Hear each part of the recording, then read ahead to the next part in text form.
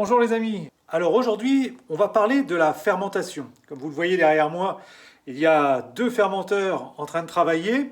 Et ces fermenteurs se trouvent dans une armoire que j'ai fabriquée. Cette armoire est tempérée. Alors je vais vous présenter ça tout de suite.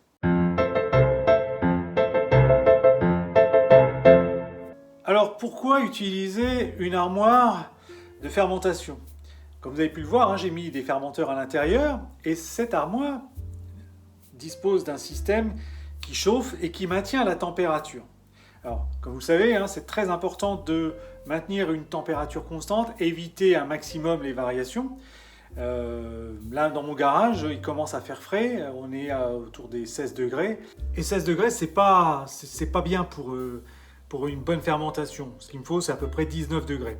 Donc c'est pour ça que j'ai fabriqué cette armoire, qui n'est pas très compliqué à faire. Vous faites un coffre en bois, vous l'isolez à l'intérieur et vous mettez un système de chauffe. Alors, le mieux, c'est de mettre un système de chauffe comme les systèmes pour les reptiles.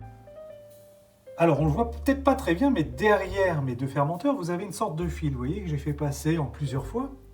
Et ce fil est raccordé au courant. C'est un fil qui chauffe, qui sert pour les reptiles en général, qui monte jusqu'à 35 degrés. Alors moi, bien sûr, ça ne monte pas à 35 degrés, ça serait bien trop fort. Ça tourne autour des 19 degrés. Et pour ça, j'utilise un régulateur de température. Vous voyez, cette prise est directement reliée à mon système de chauffe et démarre quand il fait moins de 18,5 degrés, je crois, c'est ça, et s'arrête quand on atteint les 19,5 degrés. Résultat, on est toujours autour des 19 degrés à l'intérieur et c'est vraiment ce que je recherche.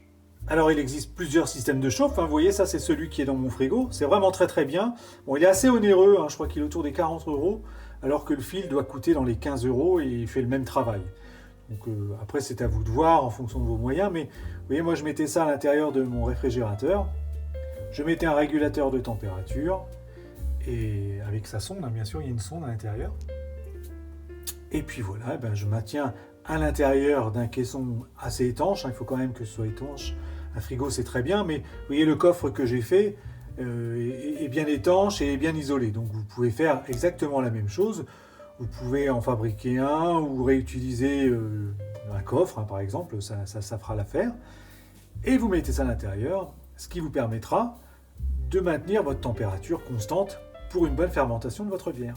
Et c'est d'autant plus important de maintenir une bonne température que ça vous donnera une bonne qualité de bière. C'est comme ça que vous pourrez toujours refaire la même bière et assurer une bonne qualité. Voilà, cette petite vidéo s'achève sur les armoires à fermentation. J'espère qu'elle vous aura plu. Et si c'est le cas, n'hésitez pas à vous abonner si ce n'est pas déjà fait. Et sinon, vous mettez un petit like, ça fait toujours plaisir. J'attends vos commentaires. Et puis, n'hésitez pas à revoir toutes les autres vidéos que j'ai fait parce qu'il y a tout un tas de tutos et puis plein de gens me disent tiens, est-ce que tu as fait d'autres vidéos? Oui, allez chercher sur la chaîne, vous allez voir, j'ai fait plein de vidéos sur le brassage de la bière avec différentes thématiques. À très bientôt les amis et brassez bien.